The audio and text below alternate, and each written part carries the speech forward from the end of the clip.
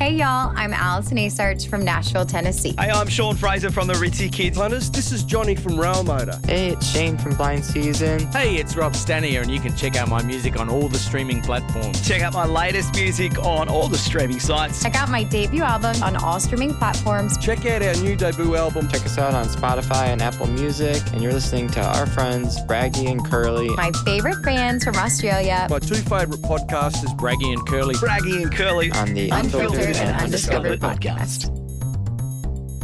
But I am going to start now. So, Hey there, everyone, and welcome to episode 126 of the Unfiltered and Undiscovered podcast. We have a very special guest with us, one of a select few that have joined us or come back for a second time. So, and of course, I'm talking of Laura Frank, who's sitting there. She's the good-looking one on the screen. But let's talk to the two less good-looking ones. We've got Braggy and Rossi. How are you, boys? Ross, I'm offended, Rossi. I resemble that remark. All right, so Braggy, how you been, mate? Mate, I'm fantastic. You know, I'm a big cricket fan, and I don't know if anyone watched it out there, but that thing that happened early this morning, that's one of the most amazing things I've ever seen. Rossi, would you agree with that? I would, and the fact that Australia played Afghanistan and a serious cricket match is pretty extraordinary too. Isn't it? Yeah, I watched it 4 times. I can't believe it. It's amazing. It's hard to imagine, isn't it? So what happened? Well, Australia were all gone for all money. We were 7 for chasing 91. We were chasing 291, 7 for 91 against Afghanistan. Yeah, that and cricketing Glenn great Maxwell, nation that they are. Glenn Maxwell pretty much just got the extra 200 runs by himself. Wow. And he was injured. on one leg. Yeah. Yeah. Mm. It's the first Australian ever to score 200 runs in a one-day match. Yeah. Mm-hmm. International anyway, and it was just like it's freakishly. It'd be like you running 4 marathons in the one day. Yeah. Yeah. I don't know how it happened. I still can't. I've watched it 4 times, the replay. I still can't figure out how he did it. Oh, well, congratulations, Glenn Maxwell. But more importantly, Braggy, I hear that Melbourne Cup Day had a great day at Melbourne Cup yesterday. Was long and emotional. Oh dear. It wasn't. It was just long. That's all. The trouble with Melbourne Cups is because the Cup takes so long, that one race, there's an hour before it, an hour after. The races have to start early. And you know what that means. The races start at 10:30. You're at the event at 10:30, Rossi. It's okay for you because you don't partake in the in the alcohol anymore. Yeah. But my wife is a professional when it comes to that. And so I was just along for the ride. Yeah, that was a good day. We're back to a few winners. Yeah, that's good. Excellent. Hey, just a little bit of news. I was just talking to our good friends Kathy and Neil from Suitcase Records. Suitcase Showcase has they've chosen their 10 people to be on there. The 10 artists that had their records produced at or made or manufactured at Suitcase Records. Pre-sale is now available at Suitcase, and I'll put the link in the show notes. So fantastic initiative. It's supporting Support Act, of course, and there's 10 fresh new artists that you can listen to on that comfortable sound that we call vinyl. So there's a real mix: soul, country, pop, metal. Some of the best independent artists in the country are on that record. So it's all bands that use them. Been through them, and had their records made at their plant. That was such a cool couple. Yeah. And speaking of Support Act, we're 3 weeks out from Australian Music T-shirt Day, and one of the things and all the funds raised by that, and the point of it is not to post a photo of yourself wearing a T-shirt. The point is to actually make a donation to Support Act, and it goes to the Crew Fund. The point is to post a photo of yourself supporting an Australian act and make a donation to Support Act. That's on the 30th of November this year. Right. And it's a really good thing. Yeah, like Support Act, I know personally have helped a number of friends of mine directly, and a lot of work, fundraising shows and things like that for them. It's really worth having a go. And that Suitcase are. Whoop, we've Rossi's. Optus. Optus. There Yeah. he is. Optus. Yeah. So go on, Rossi. The suitcase are involved in it is great. Mhm. I think, Yeah. like, very admirable of those guys to do that. But their heart's in the right place, as we know.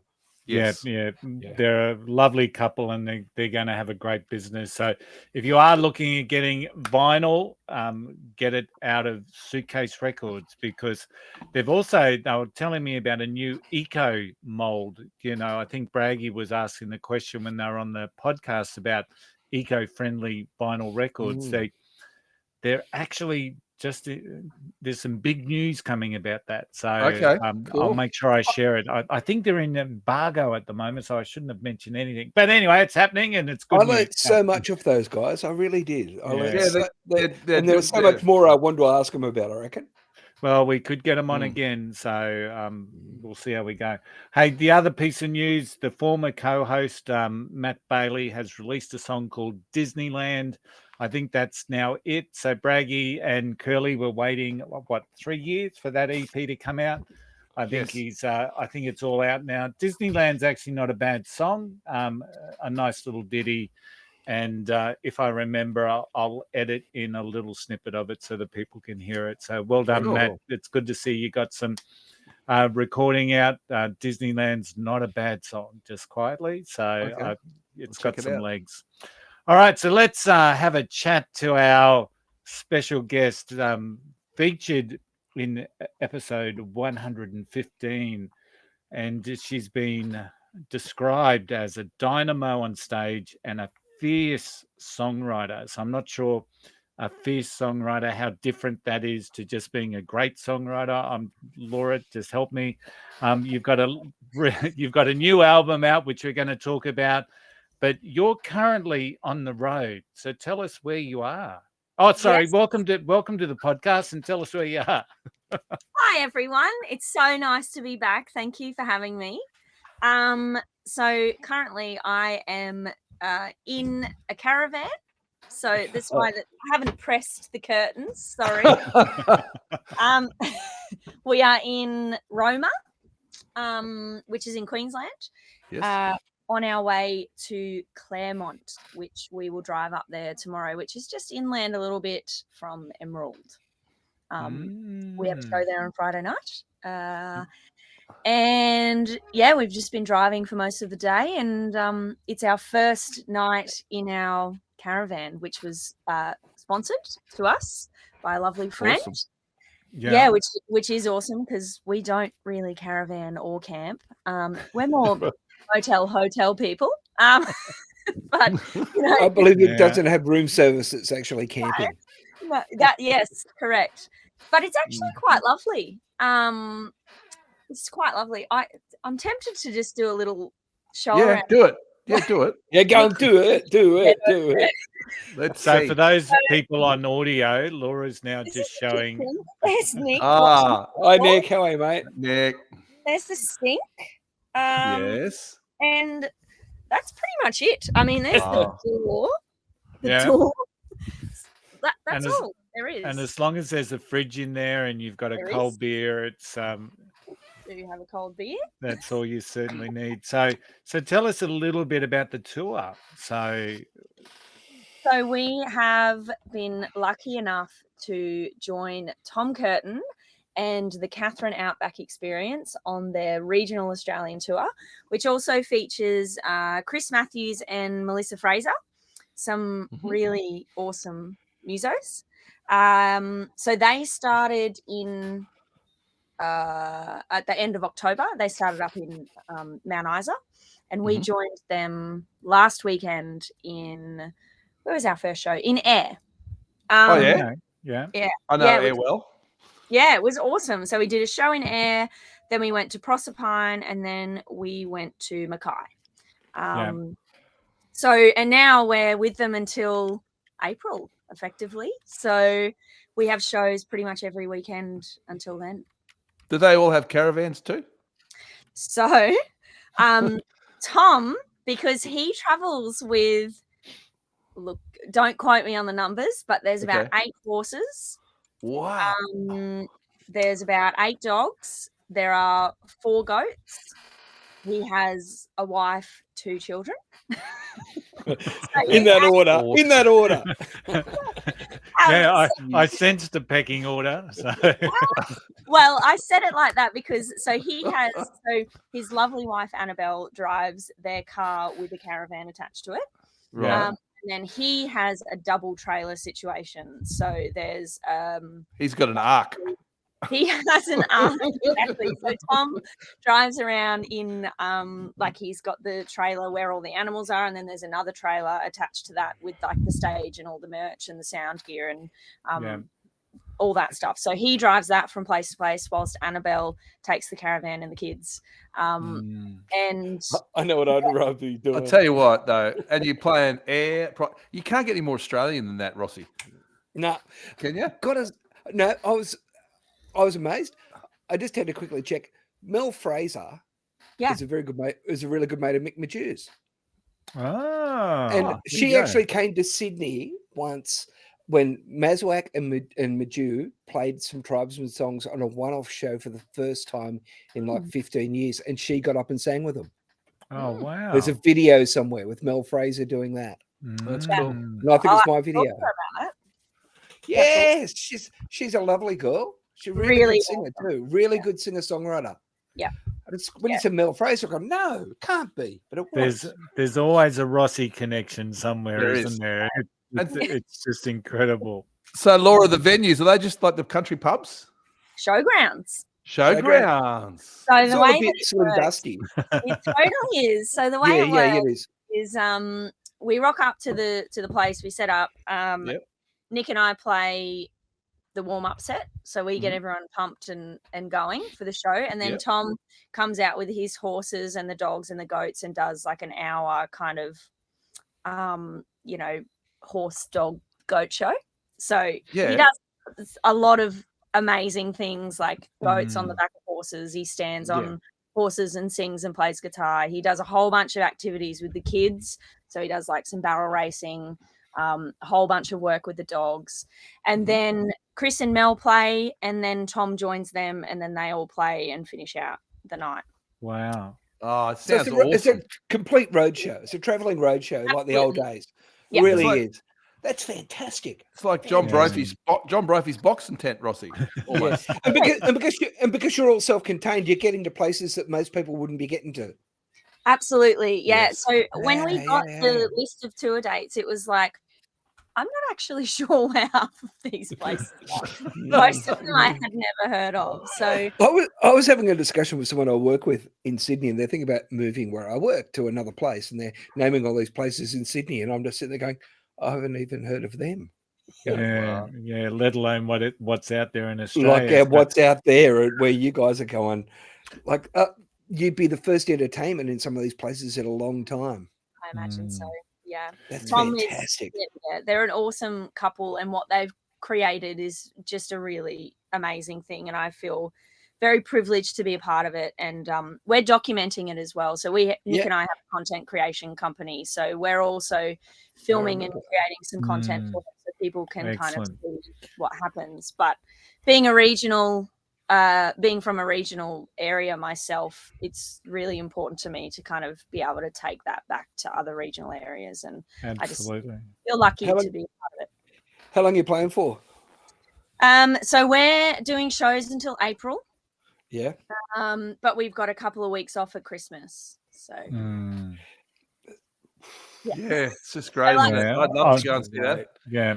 I was looking at Tom's resume because most of us city folk may not have heard of someone like Tom Curtin, multiple Golden Guitar winner, singer-songwriter, and obviously a fantastic horseman and a person with animals. So quite a unique skill set at the end of the day. And the other funny thing is once I'd done some research on who Tom was, he then followed me all day. Every time I went onto Instagram, there was a Katherine Outback experience ad popping up. So Tom, you've got your socials well in. Nailed. Well done. But it sounds like he's your classic Australian bushy. Yeah, he totally is, and just such a down to earth guy, and he's just really, they're awesome.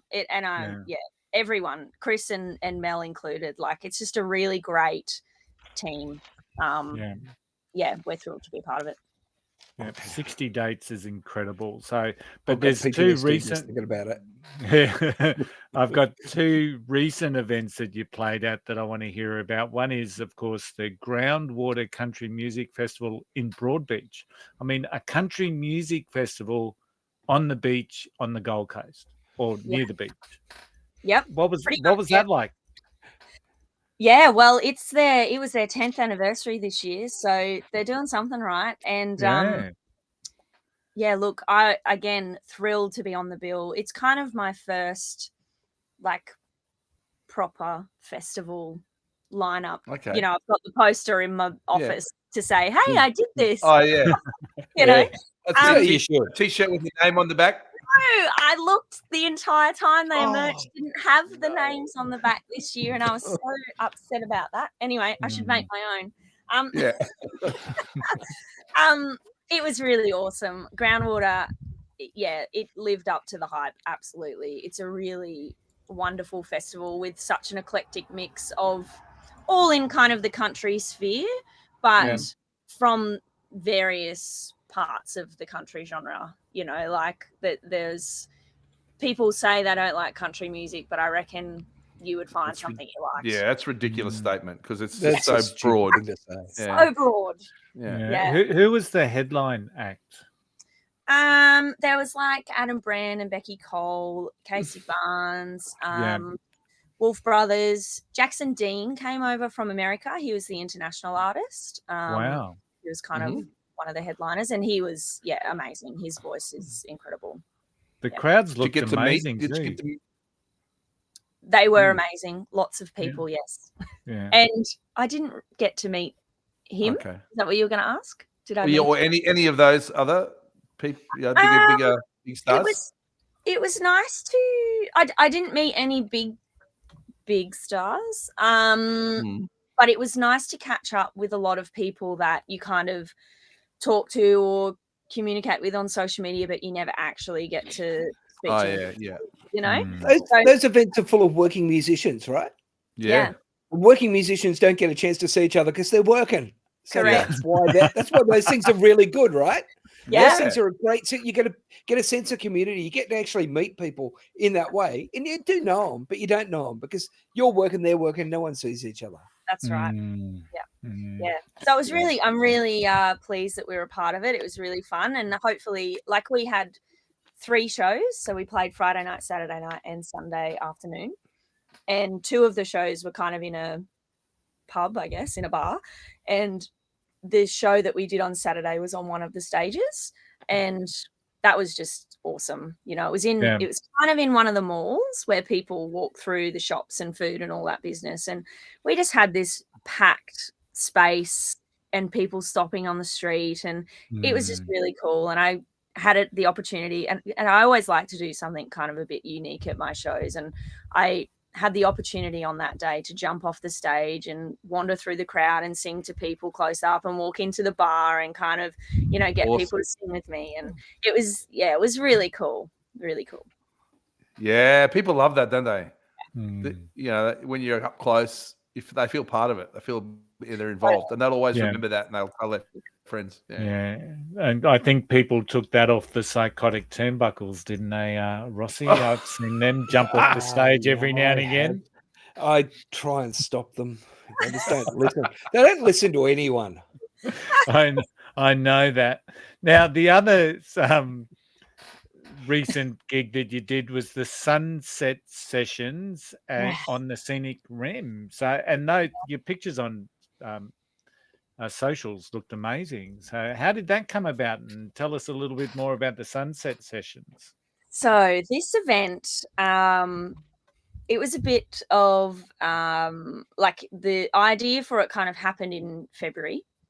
And so the region I live in is called the Scenic Rim. Yeah. But so that's why. And the Scenic Rim is kind of the known place. It was named in Lonely Planet's top 10 places you must visit in the world. And it was the only place in Australia. So I think that was last year. So that's why I kind of use the Scenic Rim, because becomes a bit more recognizable. So basically what happened in February, we played a release party show at a School of Arts in my hometown in Calbar. And the people that own Mount French Lodge, which is the venue that we did the sunset sessions at, they came along to that gig. And before the night was over, they had, or one of them had put a post on their Instagram saying, watch this space, Laura Frank's going to be playing a show at the lodge before the end of the year. And his wife, unbeknownst to you, correct, his wife was like, you can't do that. Like, you haven't even spoken to them. Who do you think you are? And so after the show, he approached me and was like, yep, this is happening. So let's make it happen. Who you to argue? To argue? Exactly. And so from then, the ball was kind of handballed to me, and we spent sort of the next 5 or 6 months kind of coming up with the concept, figuring out how we could make it work. Again, we're really passionate about doing shows in our area, regional town. You know, I really want to create a culture there and kind of make the Scenic Rim a bit of a musical hub and a place where people want to stop on their tours, because it's thriving, and there are so many people there who are hungry for awesome entertainment. And there already is the beginnings of a culture there, and I just feel like, you know, something's going to happen and it's going to be awesome. So anyway, from there, the venue is absolutely beautiful. It sits on the side of Mount French, which is a mountain, and there's this beautiful big flat lawn spot at the top, and it's basically an accommodation venue. So if you've heard of Spices, who do all the fancy hotels and whatnot. Oh yeah. It used to be one of theirs. So you can imagine kind of what the accommodation is like. It's luxury. You can only book it as a group. So you have to book the entire venue if you want to stay there. Anyway, so we had the opportunity to run this event, and we had a local, well, he's not actually local, but he's an ambassador for the food in our region. He came and did 2-course meal. We set the stage up on the side of this mountain and kept the whole back of it open so you could look over the main range. Oh, wow. Basically a section of the Great Dividing Range. And we had 3 musicians. So we had Pat Tierney play whilst the sun was setting, which was so magical. We had Hayley Marston play just after that, and then I played as a 6-piece band, which is first time I've done that. Awesome. Yeah, and we had our local Progress Association run the bar, so all the profits from the bar went back into Calbar, and it was just beautiful. It's a unique experience, isn't it? It's like and that's what people they're going to stay in those places. That's what they want. They want something that's just, I did that. You're not even going to see that again, you know, or you will, but differently, you know? Yeah.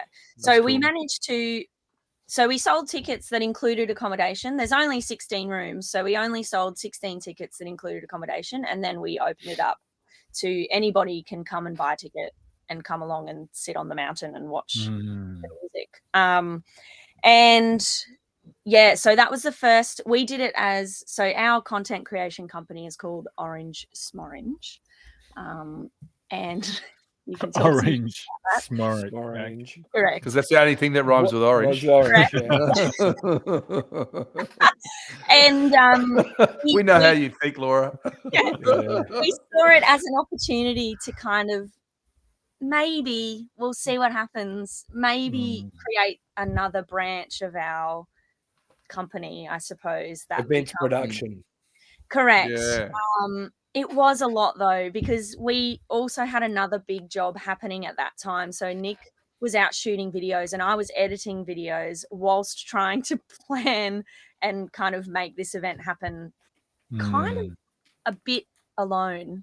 So it was totally, you know, out of the frying pan into the fire, if I can quote Meatloaf. But yeah, Anyway, it was awesome and well worth it. And there are talks of another. So Cool. Sounds excellent. Now, Laura, I've got to congratulate you. 11,000 followers on Facebook. yeah, yep. Thank you. It's wild. Like, it's a bit weird. Like, Yeah. I don't know. I feel like it's so hard not to get too wrapped up in the numbers because, I've really struggled with streaming numbers. And so having that struggle and then going, oh, yeah, but you've got this many followers on Facebook. It's like, what numbers do you look at and what actually matters? And so, yeah, it's, I don't know. 11,000 is a good number anywhere. It is. 11,000 is more than the population of some of these towns you're going to be playing at. That's true. Yeah, it's a mix of the metrics. It's not one standalone metrics because you're picking up people across all different areas as well. Yeah. Thanks, Curly. I think it's time. Curly, About it, it's now time for Braggies. Who am I? I had to introduce myself at the time, Curly. I thought you were going to. Yeah, I was waiting for the conversation to sort of like. It's been a free-flowing exchange of ideas. It has been. Absolutely. It's been awesome. And sometimes it's a bit tough last week was incredibly tough trying to jam it in. This week's always tough. It's always a pleasure speaking to Laura. And here we go again. We're just prolonging the agony. Now it's time for Braggies. Who am I?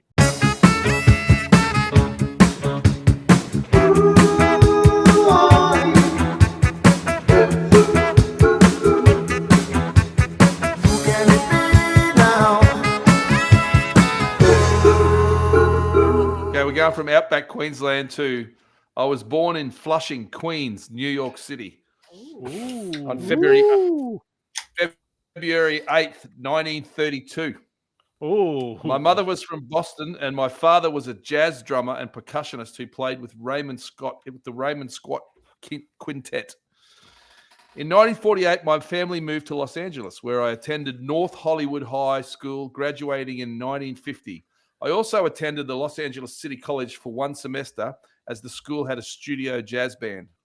In 1951, I joined the US Air Force, where I played the piano and brass and conducted and arranged music for the Air Force Band. In March 1952, I also attended music courses at the University of Arizona as part of my service. In 1955, following my Air Force service, I moved to New York City and entered the Juilliard School. Yeah, Rossi knows this one already, do you, Rossi? No, I don't actually. Genuinely don't. Normally you get it on the first sentence. Where I studied piano. No. I studied piano. I was originally set on becoming a concert pianist, but after hearing contemporary pianists such as John Browning and Van Cliburn perform, I switched my focus to composition. During this time, I worked as a jazz pianist in the city's many jazz clubs. When you said Flushing, I automatically thought of the Ramones, and then you said 1932, and I went. Actually, they're not quite that old, but they were pretty old. Okay, so it's someone we're all going to know, but potentially don't know. You'll definitely know their music. I told you I knew a jazz musician who won Lotto. I asked him what he was going to do, and he said, I'll keep on doing gigs till the money runs out. That's a good one. That's a good one. Rossi's got it.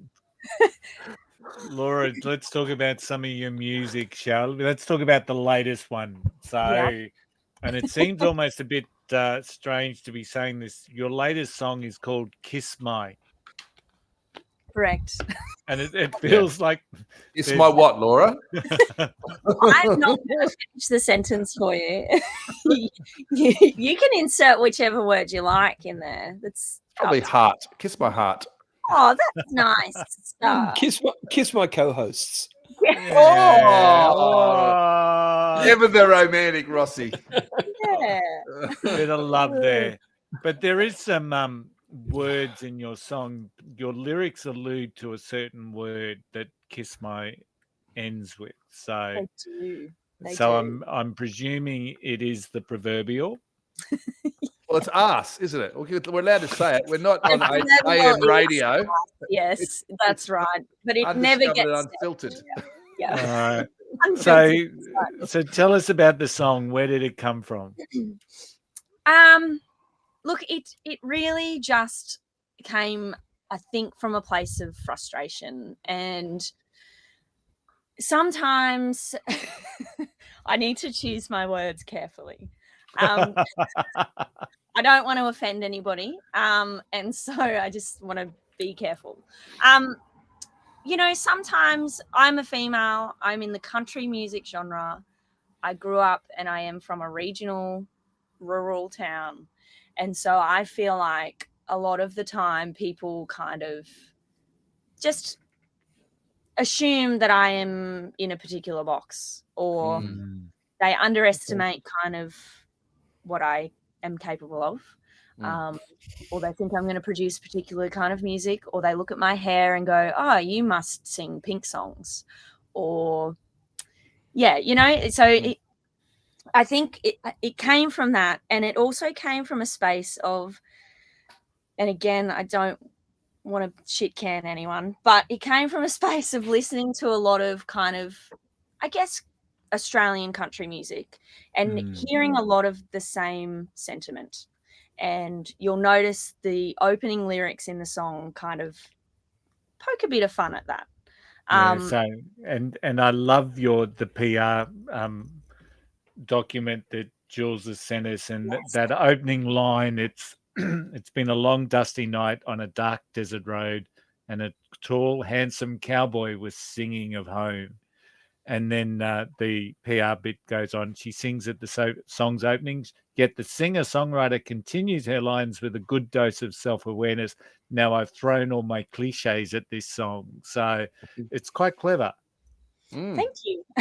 We try to be clever. I can't take all the credit. Nick and I obviously write all of our songs together. So we're very much a team. And we bounce off each other in that way. So, that probably started not like that, and us just saying stupid things to each other. And eventually we thought, hang on, this could actually be a bit tricky.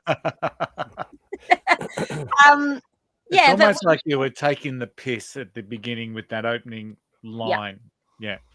And we totally were. The whole song is kind of taking the piss, really. Tongue in cheek, yeah. Yeah. And that's why, I don't want it. I didn't release it to offend people or for people to think that. I kind of just, it's songwriting. It's just an expression of a particular emotion. And I don't always feel that way. It just, something obviously happened in that moment that made me go, oh, I need to write about this.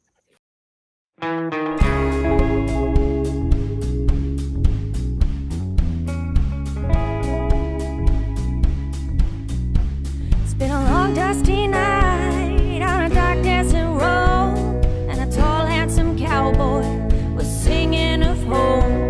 Drank 3 shots of whiskey, so I ain't going home alone. Now I've thrown all my cliches at this song. Baby, I walked into the past. Lately I'm going nowhere, but I'm falling fast. Got tired of all the broken glass, so now I'm going somewhere you can kiss my.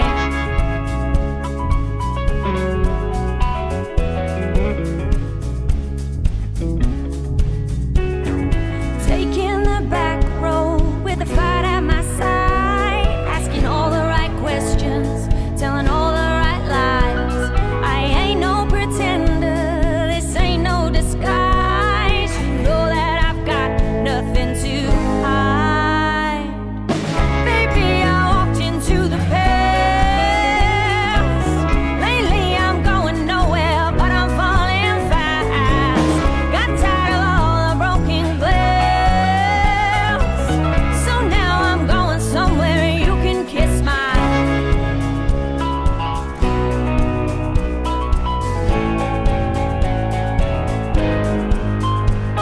You can back me up against the wall, you can play with my mind, you can spin me round and call me out. This girl's on. You get a snapshot. get a snapshot and you just go, oh, you really start to capture it, you know? Totally. If I see one more guy in a leather jacket, I'm going to kill him. Exactly. Music's got to have a little bit of comedy to it sometimes too. It's got to have a little bit of take the piss, you know? Yeah. You've spoken, you don't take yourself too seriously, but that's the best way to get the message across sometimes. That's right. And I think we also poke a bit of fun at ourselves as well. Like in the chorus, it's kind of like I walked into the past, got tired of all the broken glass, you know, like speaking about all the shit that you go through and all the mistakes that you make, and then going, well, you know what I am, and if you don't like it, then you can kiss my affection.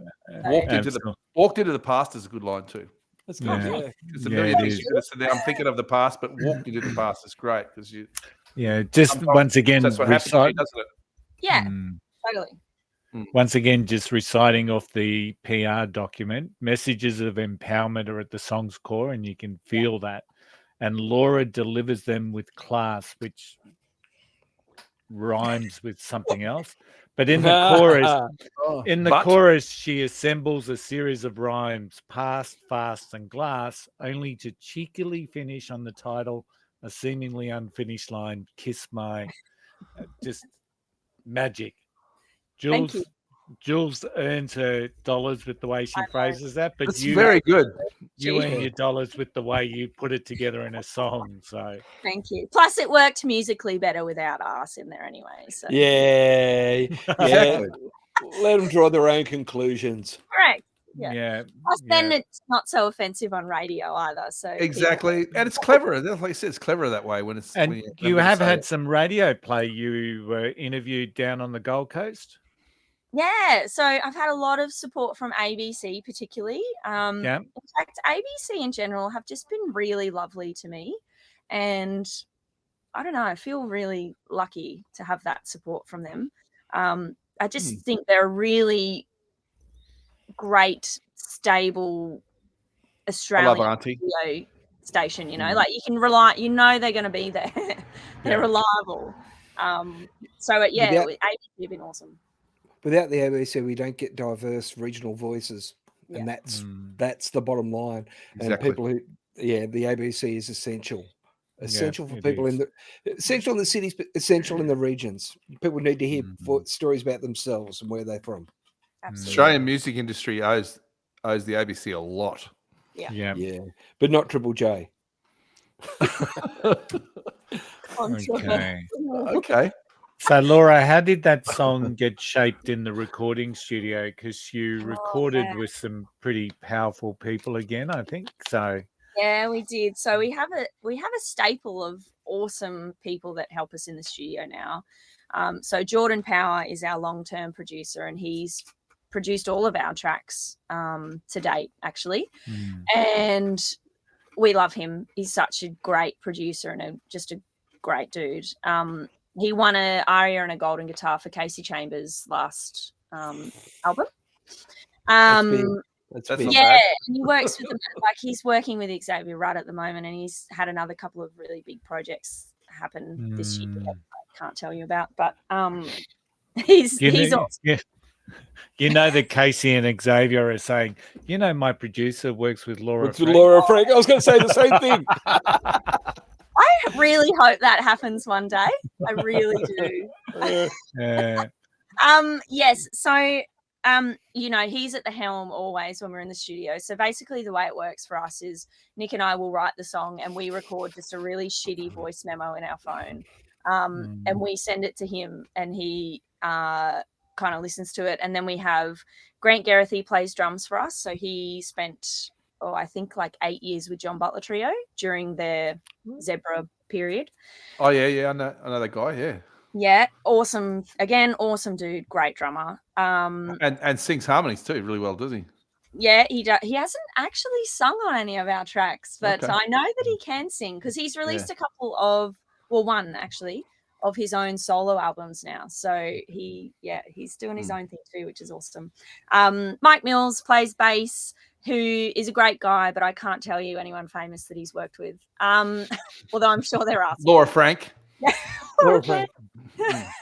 Ian Perez plays the keys for us. So he is currently with the Whitlams. Just joined their band, but formerly he was with Wolf Mother, who he played bass with those guys. And then we had bass and keys. Bass and keys. I want to see that. I want to see that lineup out playing live. Yeah. Again, that's why you're doing 60 shows so you can afford it. Yeah. And then we had. That's why recording is so expensive. Anyway, and then we had Matt Smith, who of course plays in Thirsty Merc, play lead guitar. Wow.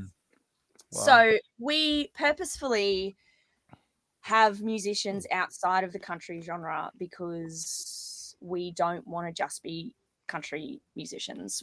The plan is for our music to cross over. And Kiss My does that. It's not a typical country song. No, I mean, this Kiss My is more country than I think most of the songs we've released to date. But I had a reference track for this song. And when Nick and I play it live and acoustically, we play it way faster and just like a really kind of raucous country song, right? And I have had this reference track in my head for ages for this particular song. And that reference track, I don't know if you guys are going to know it, but I'll tell you anyway. It's a song from the Lady Gaga's album called Joanne, which if you haven't listened to it, you should, because don't think typical Lady Gaga. It's quite different to what you would know and love about her. It's my favorite album. Yes, amazing. Anyway, so there's a track on that song, and I believe that it is Sinner's Prayer, I think it's called. And it's really like kind of outlaw country, westerny, sort of bit brooding, you know. And I had this kind of vibe in my mind that would match Kiss My for the longest time. So when we were in the studio, it was just really tough nut to crack because we don't want to go and copy reference tracks, obviously. They're just there as kind of a guide for the musos to get a feel. You know, we played around with a bunch of tempos. We sped it up and slowed it down. And it just was the last song that we managed to nail because we recorded, I think, 6 in that period of time when we went into the studio that time. And it just took so long to kind of get right. And I'm really happy with where we landed. I think it suits it perfectly. I'm stoked with how it sounds. How cool is the creative process when you take a song from Lady Gaga, you put a bunch of musos together from all the different genres, and it's just, I love it. It's just endless. It's endless amount of possibilities, you know. It's my favorite part. Different processes too, right? So like for your working the songs up when you've got them in the room, that's like flying without a net. That's how we roll. That's how we do it every time. So That's cool. All of the recordings, but for all of the songs, that's exactly how it works. So Nick and I record the demo, we send it to Jordo, he sends it to the musos who are playing on the track. We rock up to the studio, and then usually we'll start with Grant and Mike. So Grant will play drums and Mike plays bass. They go at the same time, and then we'll just roll the demo, and they'll just play to it, and we'll go, maybe try this or try that, and then by the end of the day, we've got bass and drums done. I generally wear a management and hat. you're virtually watching. Do you know how much money this is going to cost? Stop! Do you know how much this is costing us? Come on! That's all I'm thinking about when I'm in the studio. It's terrible. I don't care about my lines. I was like, do you know how much this is costing us? Come on, hurry up! I think the lucky thing for us is we, like Grant and Mike particularly, they're part of our band now. So when we play live as a band, they play with us. So. And we kind of have like predetermined, I guess, fees before we go into the studio. So everybody knows what to expect.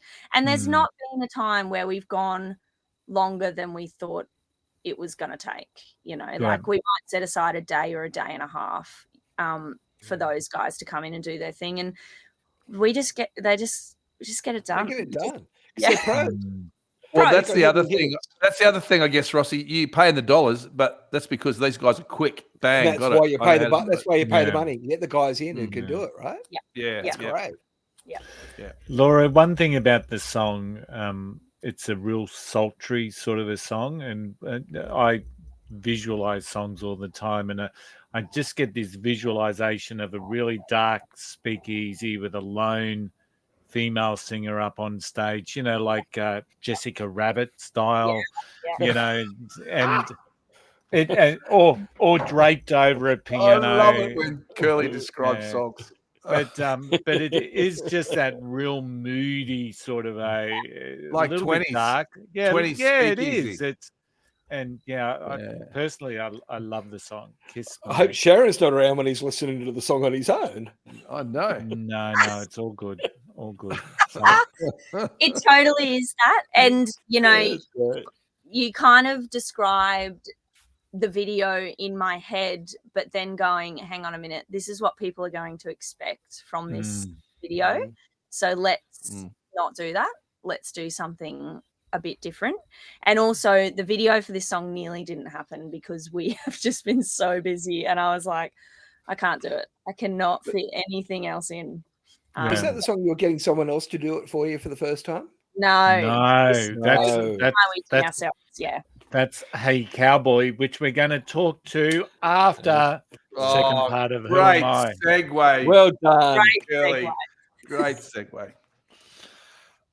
After my studies at Juilliard and the Eastern School of Music, I went back to Los Angeles, where I began working as an orchestrator at film studios. I was also a studio pianist session musician, performing on film scores by composers such as Jerry Goldsmith, Leonard Bernstein, and Henry Mancini. With Mancini, I recorded the scores of 1959's Peter Gunn, 1962's Days of Wine and Roses, and 1963's Charade. I also played piano on the soundtrack for the adaptation of Leonard Bernstein's West Side Story and the 1960 film The Apartment.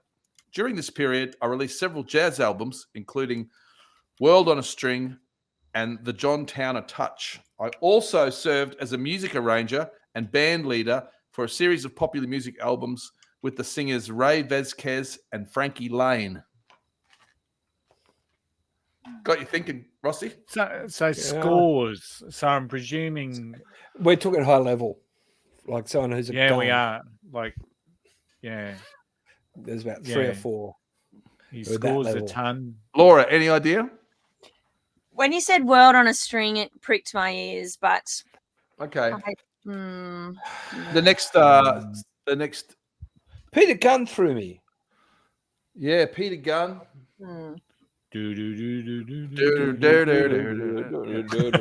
Sorry, we haven't done that for a while.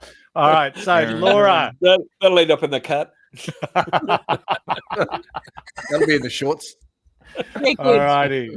Should be. So Laura, Hey Cowboys. So congrats on Kiss My. I think it's a fantastic song, and I hope it gets every success for you. But you did release Hey Cowboy between your last visit to the show and now. So, and as Rossi so eloquently pointed out, this was actually, the video was done by someone external for the first time. So talk us through how Hey Cowboy.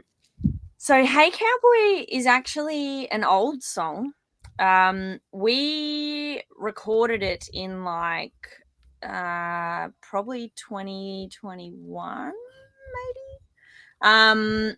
So we recorded it when we did Simple Girl and The Road and those songs. Yeah. And we had planned to release it after The Road, which was last, September or something. So we wanted to release it after that, but the people we were working with at that particular time said, oh, no, don't think that you should do that. And, we listened and we held on to it for a bit longer. And then we were told, it's probably not a song for radio. So then we held on to it for a bit longer. And eventually, 2023 for me, I always wanted it to be a year of just releasing as much as I could. A very big goal of mine, and also Nick's, is we want to be prolific. We want to be prolific songwriters. We want to be prolific musicians. So releasing is really important to me. It's a shame it's so expensive. Anyway, so we decided that this year we would do, because apparently I've been learning a lot, but apparently radio moves really slow and they don't like to have songs kind of close together because they'll be like, what single am I promoting now? And they get a bit confused. So we So, not saying anything. So I decided, okay, fine. We'll do 3 radio releases this year, and in between those, I'll release Hey Cowboy as just to streaming. And this is, why it didn't kind of get radio play and all that kind of stuff, is because we didn't actually send it to radio. And I'm really glad we did, because I don't know, I think people love this song and we love this song. It's still one of my favorite songs, and I think vocally it's one of my stronger performances. And the video, so when I have a song, I will kind of have a vision for what the video should look like, and then I'll throw a whole bunch of ideas at Nick and he'll go, we can't do that because of this, and we can't, and then we fight, and then we and then we circle back, and then we come up with the magic.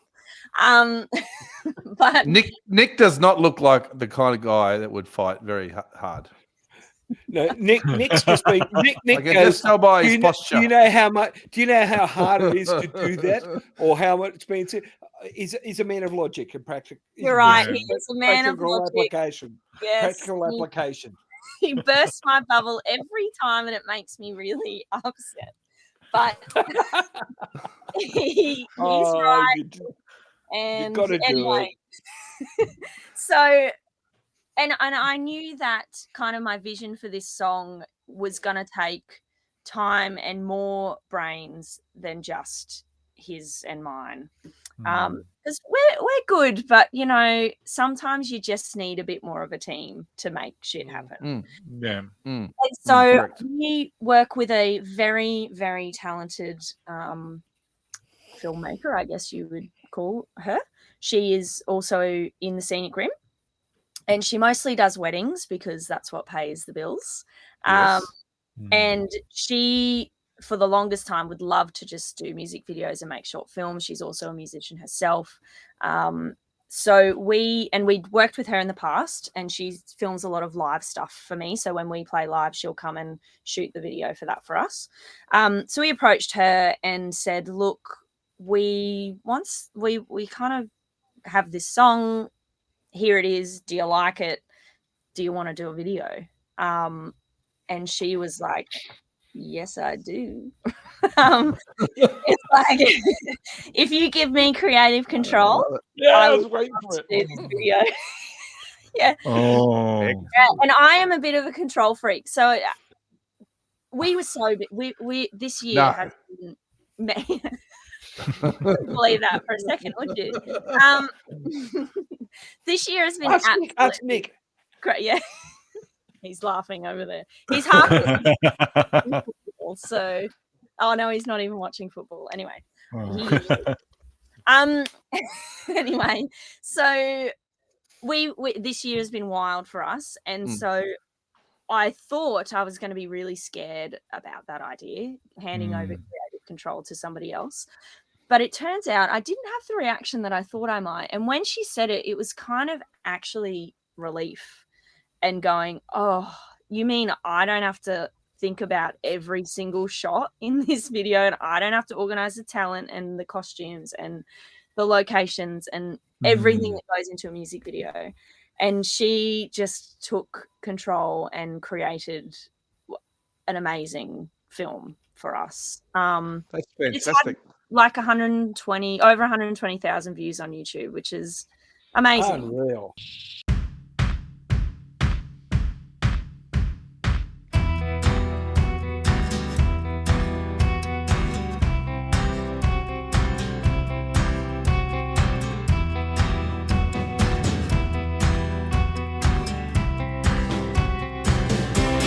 See you in the distance, dusting off your dirty jeans.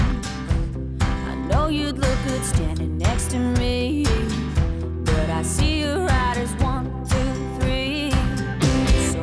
Guess I'm riding shotgun. Let's take him down, we're on the run. Playing rough is so much fun. Wish we could do it more often. There's so many ways that this could go. I'm getting pretty tired of you saying no. Hey cowboy, put away your guns and come home with me.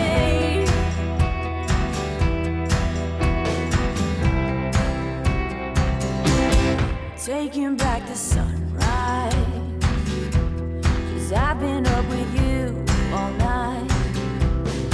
Oh, it's gonna take some time, but I know we can get this right.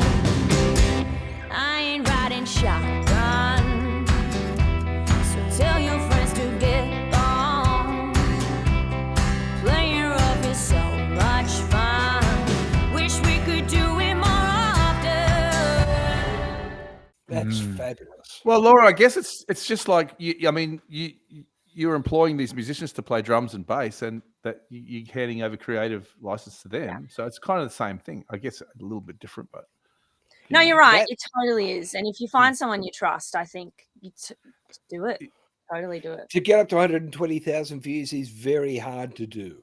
Yeah. Oh. Yeah. Yeah, I mean, really hard to do. we did throw some money to advertise it. Okay. Like to promote it, as you know, you got like You got to do it. Got to do it. so that Yeah. that certainly helps. But I feel like, you know, I still use that number on stage and people applaud. So whatever. You know? Yeah, exactly. They can kiss your. Correct. No, but I mean, if you're not promoting stuff these days, it just, I mean, unless you've got a giant record company behind you or a label who are throwing money at advertising, you've got to do it yourself, and it's just part and parcel. I think now it's hard to get your head above the water and the noise that's out there. There's so much content. It's hard, hard. More now than ever, I feel. Or is that just me? Yeah, everyone's come out of COVID, and everyone's got their projects they're working on. They're starting to throw it out, and it's getting busier and busier, I reckon. Yep, I agree. It's tough. 120,000. That's amazing in my eyes. So, me too. Yeah, well done. It's tough in the middle. Yeah, thanks. It's also a great video. So if you haven't seen it, definitely go give it a watch. I had it playing on my other screen here, just in silent mode. It's very cinematic. Yeah, would be. That's cool. It's quite dramatic. Of course, I didn't hear the song as it's going through, but it's very well put together. So it's much more kind of storylined and cinematic, as you say, compared to the music videos that Nick and I would usually create. So I think that's also really awesome, is that Nick and I can create videos, and if we had more time, we could totally do more cinematic stuff. But I think it's good for us to differentiate and have different visions, you know. Did it really surprise you of what she saw in the song? No. Okay. Well, that's okay. I mean, if you hand it off to someone, they come back and you go, "What the?"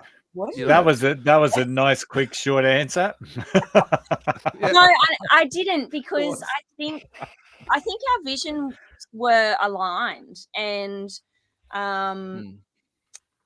I don't know. I think that's part of the reasons why it worked. Like, we had a bit of discussion beforehand. Like, we talked about, you know, her name's Jo, by the way, and she's an awesome woman. So I was talking to Jo early on, and she was saying, oh, we could do this shot with the band playing live in this or something. And I kind of went back to her and I said, oh, we don't really like doing bands live in music videos. It feels really kind of cliche and a bit like done.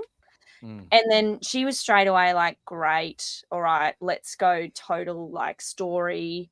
And then she went down this rabbit hole, and she did so much research watching, like, to get the era right and what I was the costume right for, like, I think it was 20. And the color grading and all of that stuff. Like, she just really put so much work and effort into making it awesome because she's really passionate about her work. Like she gives a shit, and you want people like that on your team. So we'd be expecting more collaborations there. Totally. We did talk to her about doing Kiss My, but the turnaround was just far too swift. And so we're now planning for 2024 and releasing songs next year. And there's a couple that I'm really excited about. And yeah, we're definitely chatting with her about doing more work together. Excellent. And just on another note, you're quite dramatic in that film clip as well. Laura, some of your best acting work, I'd say. I mean, apparently. Yeah. There's a bit of acting. You know, the annoying thing, the most annoying thing about this video is I had to ride a horse, right? And you wouldn't know that because it didn't make the cut. But the frustrating thing was she was like, oh, you might need to write, because I thought from the beginning of this song, I thought, oh, I think I might need to ride a horse in this song, given its story and how it sounds and all that. So I'd been talking for ages about getting horse riding lessons because I haven't ridden a horse since I was a teenager. And, you know, I grew up on a farm, but we didn't have horses. We had cows and pigs and chickens. And you don't want to look like you just stepped on a horse. That would blow the whole thing. Exactly. You don't want to be riding a cow in the film clip. No. They stapled together a bunch of cows to make it look like a horse. That's a whole other song. So I went and ended up having, because I said this to Jo and she was like, oh, actually, I don't think you'll need to ride a horse. So don't worry about it. It's cool. So I let it go because who's got time to go to horse riding lessons? And it's expensive. Who never thought that'd be a sentence you had it from music school? And then eventually she went, oh, actually, it was like, I don't know, it was like a week before the video clip, right? She was like, I think I might get you to ride a horse. So I had luckily spoken to a friend who is he's a musterer and he kind of breaks horses and does all this business. So he'd given me one lesson on his very calm, quiet horse in a ring where I got on. I was wearing a helmet. I was safe. It was walking in a circle, right? Easy. Yeah. Anyway, and then in the video clip, there's the horses turn up. They're like cowboy horses, right? They don't usually get ridden by other people. And I get on this horse, and it was all it had to do was stand at the top of the hill under a tree, and I just had to sit on it whilst the cowboy Hayden trotted past on his horse down the bottom. And I was like, all right, okay, I can do this. And I was sitting on the horse, and everyone's like, okay, great, ready, let's go, shot, action. And then the horse just starts walking down the hill, and I'm trying to woo it. I'm trying to like stop it pulling the reins, do all the things that Fred, my lovely horse whispering friend, taught me to do. Put the handbrake on.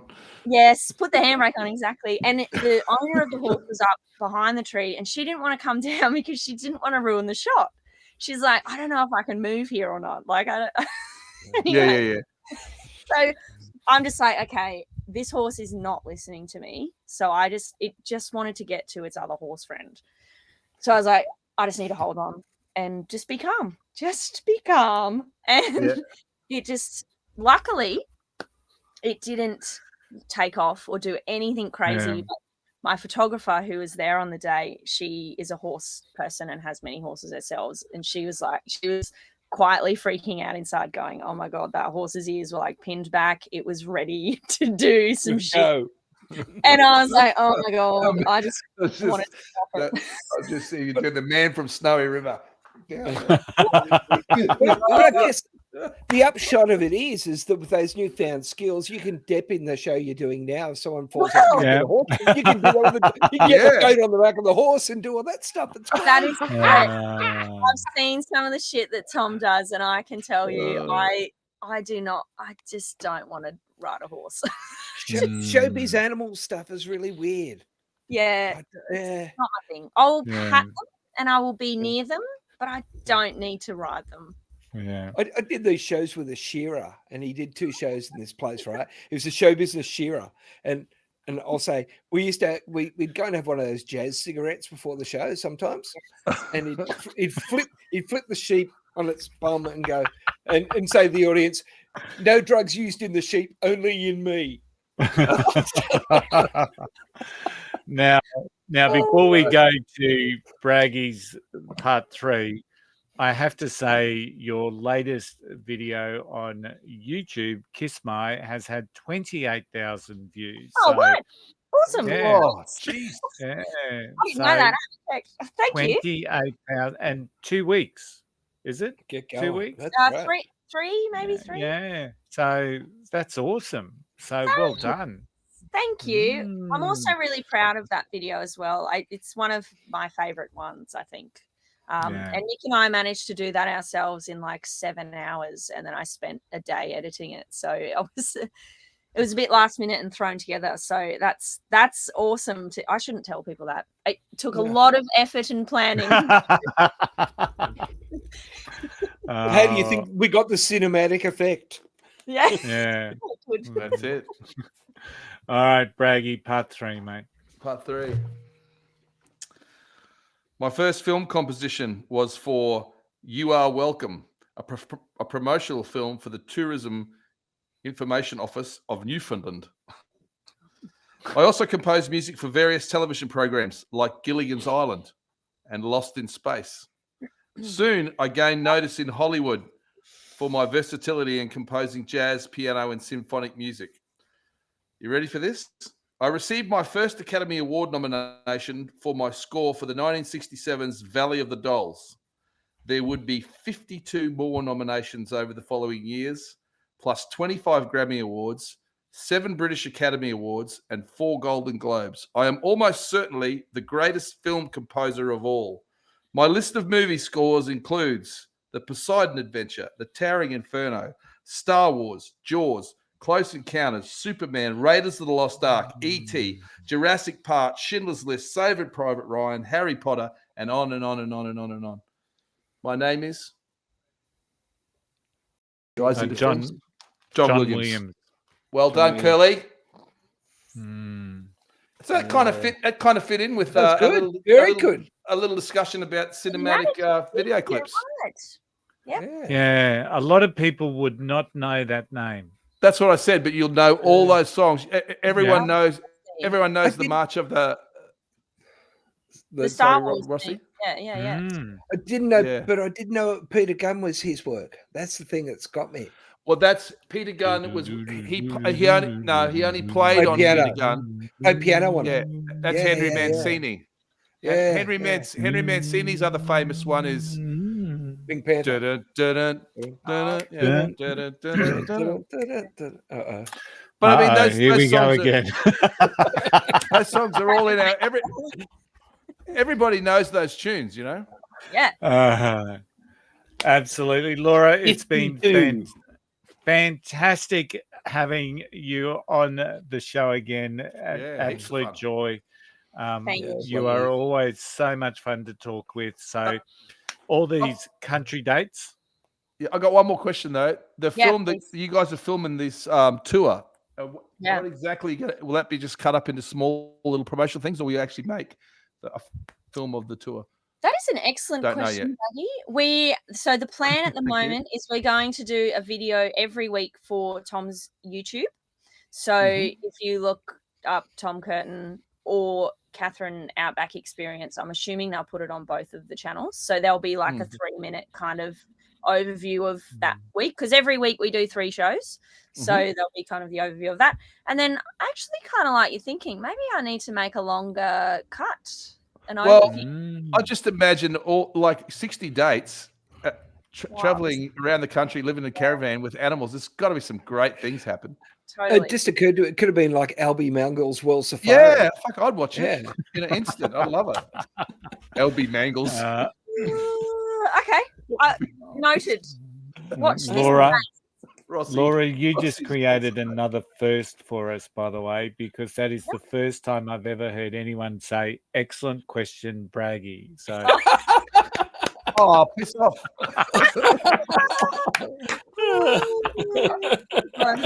I'm glad I could help you out, Maggie. Thanks, Laura. All right. So once again, it's just been an absolute joy, Laura. Thank you so much for joining us. For everyone out there, if you've enjoyed this episode, please like and subscribe. Of course, we will have Laura's links in the show notes. So if you love the music that you've heard during the episode, go check her out on YouTube, Spotify, and Facebook.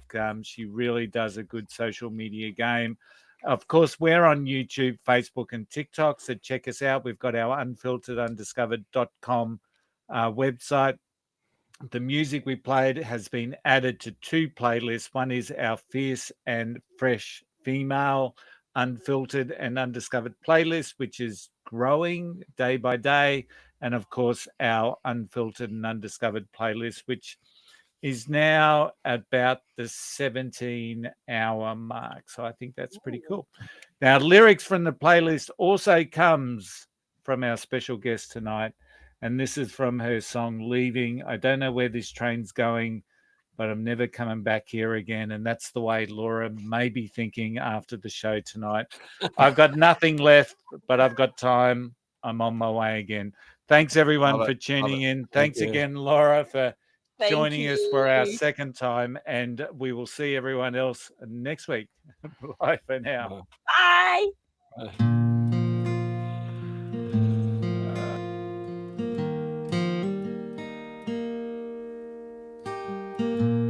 I'm on my way again, being feel so closed in, and I'll be gone for a while. I've been staring at the walls too long. I don't wanna be too far gone, so I'm leaving right now. Watch the people passing by, lucky they can read